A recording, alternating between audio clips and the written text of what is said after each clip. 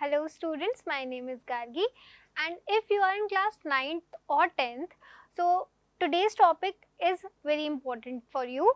Today we are going to start literary devices. So let's start with the first literary device, which is alliteration. ठीक है, हम लोग इस lecture में common literary devices को cover करेंगे जो यूजुअली आपकी पोम्स में होते हैं.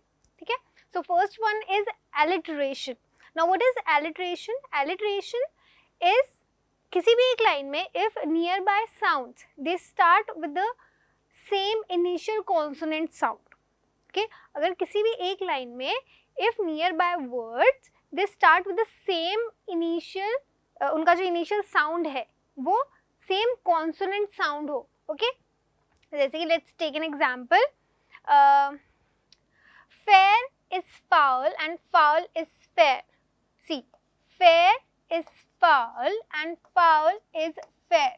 Can you hear the same sound? Can you hear the first sound? The fair is foul and foul is fair. Okay, that's your alliteration. Okay, let's take another example.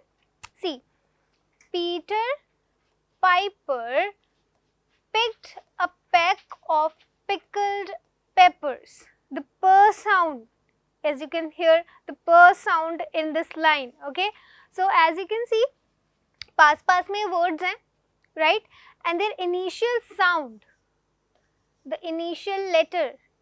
अभी हमको letter नहीं देखना है, ठीक है, because हर letter का sound अलग अलग हो सकता है, right, तो हमें letter को नहीं देखना है, हमें sound को देखना है. Okay, so if the sound is the same, then that's your alliteration. Okay, now let's look at the next poetic device, which is imagery. Now what is imagery?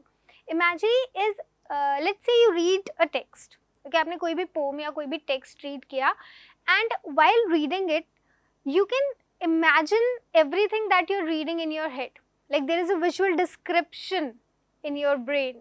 That's your imagery. ठीक है, आप कोई भी text को अगर पढ़ते हैं और आपकी ब्रेन में उसकी एक इमेज बनने लग जाती है, right, you can imagine it, एक डिस्क्रिप्शन आ जाता है, आपका विजुअल डिस्क्रिप्शन आ जाता है आपके ब्रेन में. That's your imagery. For example, it was dark and dim that night. अगर आप ऐसे इमेजिन करोगे तो आप बहुत ईजिली इमेजिन कर सकते हो इसको, right, like at night it was dim and dark. बहुत easily you can imagine this. Rani whiffed the fragrance of the fresh rose blossoms. ठीक है, तो you can imagine Rani whiffing the fragrance. अभी roses blossom हुए हैं, and you know, you can imagine her enjoying the fragrance. Then the next one is with the spider's web hanging across the door. सबने spider web देखा है ना? So you can imagine a spider web hanging across the door. ऐसे काफ़ी time पुराने घरों में अगर हम जाएंगे या किसी पुरानी बिल्डिंग या रूम में जाएं या फिर सफाई किए हुए बहुत टाइम हो जाता है, so you can easily see the spider web hanging across the door, right. So बहुत ईजी इमेजिनेशंस होती हैं इनमें. ठीक है, that's your imagery. Most of the poems they have imagery in them. चलो let's look at the next one. Next one is onomatopoeia. Now what is onomatopoeia? Onomatopoeia is using or creating words that imitates or name a sound. कोई भी ऐसा word जो किसी sound को name करे, right, जैसे कि bang और thud. okay, अब देखो, आप किसी भी चीज, दो चीजें जब टकराती हैं, दो metals जब टकराते हैं, so there is this sound. अब आप उसको describe कैसे करोगे? like you can hear it, but अगर आपको describe करना हो उसको through your words, आप कैसे करोगे? So you'll say either bang or you'll say either thud, है ना. और रेन का जो साउंड होता है, जब बारिश हो रही होती है and the rain drops they fall on your roof, तो वो आवाज आती है, right, there is the sound. तो आप उसको कैसे डिस्क्राइब करोगे? That's called pitter patters. okay, there is this poem Rain on the Roof in class 9th, right, जिसमें rain pitter patters. ठीक है, so all these are, they come under onomatopoeia. जैसे कि स्नेक का जो साउंड होता है हम उसे कैसे डिस्क्राइब करते हैं? हिस ना. लायन क्या करता है? Roar.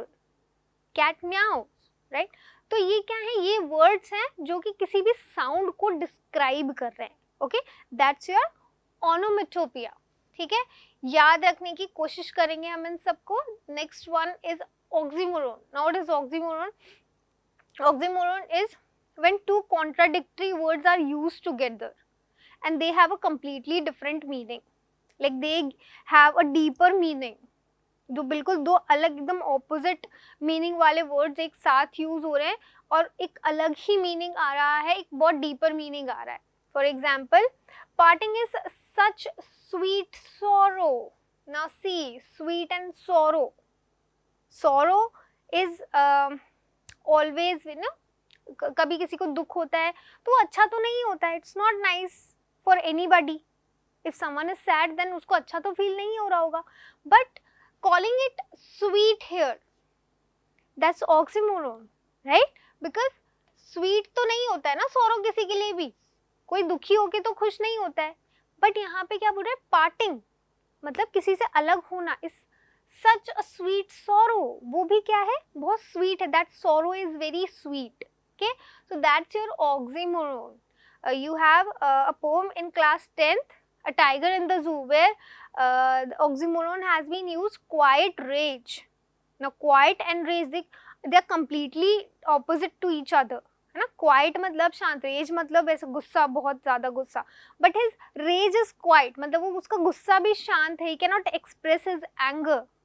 Okay, so that's your oxymoron here. Okay, so when two contradictory words to give them a deeper and more poetic meaning, that's oxymoron for you. Okay, chalo, let's look at the next one.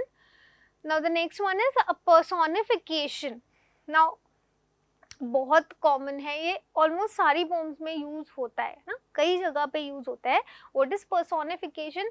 जब किसी animal, plants और even inanimate objects को if you are giving them human qualities, अगर आप उन्हें क्या दे रहे हैं, ह्यूमन क्वालिटीज दे रहे हैं, दैट्स योर पर्सोनिफिकेशन. आप किसी भी ऑब्जेक्ट को, किसी भी एनिमल को पर्सोनिफाई कर रहे हैं ना, you treating it as a person, that's your personification. So the sun smile down on us, the sun smile down. अभी सन कैसे स्माइल करेगा? सन तो स्माइल कर नहीं सकता है ना, sun is not a human.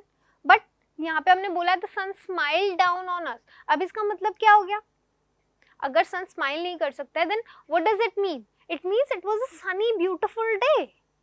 Okay, so it means something else, but हम इसे personify करके कुछ और बताना चाहते हैं ना. यहाँ पे अगर literally हम देखें तो it doesn't make any sense, but अगर हम इसका poetic meaning देखें तो बहुत beautiful है. ठीक है, next is the story jumped off the page. अब story है, how can it jump, है ना, जंप तो नहीं कर सकती है स्टोरी, बट यहाँ पे तो हमारा स्टोरी जंप कर रही है. तो कैसे कर रही है जंप? तो इसका मतलब क्या हो गया, story jumped of the page, मतलब बहुत थ्रिल आ गया स्टोरी में, सडनली बिकेम वेरी एक्साइटिंग. ठीक है, एकदम से कुछ हुआ, there was this twist in the story और बड़ी एक्साइटिंग हो गई चीजें. ठीक है, सो दैट्स योर पर्सोनिफिकेशन. ठीक है, द स्टोरी जंप्ड मतलब क्या हो गया, स्टोरी को पर्सोनिफाई किया हमने. यहाँ पर्सोनिफिकेशन किसका हुआ है? स्टोरी का. ऐसे यहाँ किसका पर्सोनिफिकेशन हुआ है? सन का. ठीक है, so that's what you call personification. जब हम किसी भी इनएनिमेट ऑब्जेक्ट या फिर किसी भी एनिमल या फिर किसी भी प्लांट, किसी भी चीज का ऐसी जो ह्यूमन नहीं है उसे ह्यूमन क्वालिटीज दे देंगे, that would be your personification. Okay, चलो, this one is last. This is anaphora. Now what is anaphora? When in a poem two consecutive lines, two or more consecutive lines start with the same word. Same word से अगर दो या दो से ज़्यादा consecutive lines start होंगी, okay, that would be your anaphora. Let's see, this is from Fire and Ice, है ना. So some say the world will end in fire, some say in ice. Can you see कि some say consecutive lines ही हैं दोनों, है ना, and they are starting with the same word, so that would be your anaphora. ठीक है, तो बहुत सारी जगह पे यूज होता है. In the ball poem, class 10 का जो बॉल पोम है उसमें भी एनाफोरा का यूज हुआ है. ठीक है, सो that's all from my side, students. I hope you understood all these poetic devices, and I will come back again with something more exciting. Thank you.